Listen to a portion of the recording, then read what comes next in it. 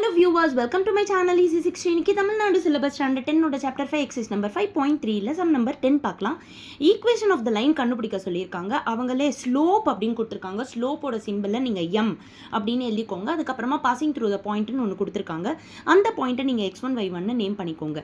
இப்போ ஈக்குவேஷன் கண்டுபிடிக்கணும். ஒரு ஸ்லோப் கொடுத்துருக்காங்க, ஒரு பாயிண்ட் கொடுத்துருக்காங்க அப்படின்னா என்ன ஃபார்முலான்னா y minus y1 is equal to m into x minus x1. இப்போ இதில் நீங்கள் எல்லாத்தையும் சப்ஸ்டியூட் பண்ணுங்கள். y minus y1 வந்துட்டு 2 is equal to mக்கு பதிலாக minus 5 by 4 into x minus x1. அதனால் minus into minus plus 1 ஆகிடும்.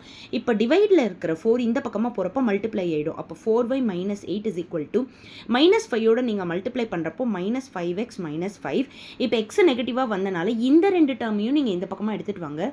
ஸோ 5x plus 4y இங்கே இருக்குது, சைன் சேஞ்ச் ஆகலை. மைனஸ் 8ம் இங்கே இருக்குது, சைன் சேஞ்ச் ஆகலை.